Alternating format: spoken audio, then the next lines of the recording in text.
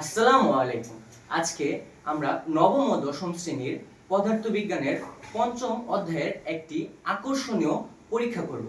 এই পরীক্ষাটি হলো পানিতে বস্তু ভাসা এবং ডোবা নিয়ে, অথবা পানিতে বস্তু নিমজ্জিত এবং ডুবে যাওয়া ভেসে যাওয়া নিয়ে। এক্ষেত্রে আমরা কিছু উপাদান নিয়েছি। সর্বপ্রথমে আমরা 2টি গ্লাসে ফ্রেশ অর্ধেকের বেশি পানি নিয়েছি। তারপর মিশ্রণের জন্য একটি চামচ নিয়েছি এবং বস্তু হিসেবে নিয়েছি একটি ডিম। এক্ষেত্রে আপনারা ডিমের পরিবর্তে অন্য যে কোনো বস্তু ব্যবহার করতে পারবেন। এবং পানিতে ঘনত্ব বাড়ার জন্য নিয়েছি লবণ। আপনারা লবণের জায়গায় চিনিও ব্যবহার করতে পারবেন। চলুন পরীক্ষাটি শুরু করি।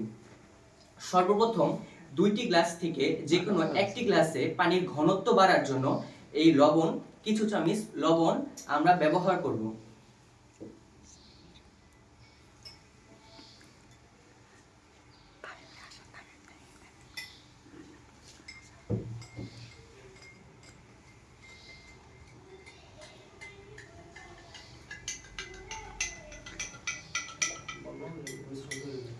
মিশ্রণটি তৈরি হয়ে গেছে।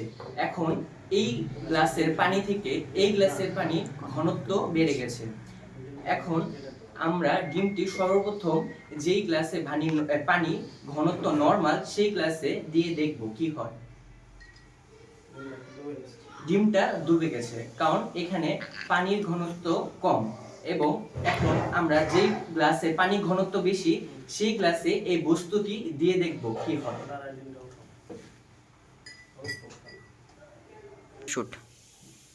এখন আমরা এই ডিমটি যে পানিতে ঘনত্ব বাড়তি আছে সেই পানিতে দিয়ে দেখব কি হয়। দেখতেই পাচ্ছেন আপনারা, যে পানিতে আমরা ঘনত্ব বেশি আছে সেই পানিতে বস্তুটি ভাসে আছে।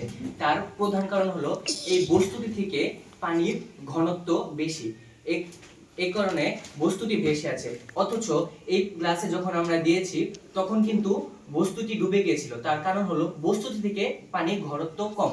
তার মাধ্যমে আমরা এই আজকের ক্লাসে বুঝতে পারলাম বস্তু থেকে পানির ঘনত্ব যদি বেশি হয় তাহলে বস্তুটি ভেসে থাকবে, আবার বস্তুটি থেকে যদি পানির ঘনত্ব কম হয় তাহলে বস্তুটি ডুবে যাবে। আজকের এই পরীক্ষার মাধ্যমে আপনারা কোনোভাবে উপকৃত হয়ে থাকলে এবং পরীক্ষাটি আপনাদের কাছে ভালো লাগলে আজকের ভিডিওটি আপনাদের বন্ধু-বান্ধব এবং অন্যান্য যে স্টুডেন্ট আছে আপনাদের সবার কাছে শেয়ার করবেন, লাইক করবেন এবং সাবস্ক্রাইব করে আমাদের পাশে থাকার চেষ্টা করবেন। আসসালামু আলাইকুম।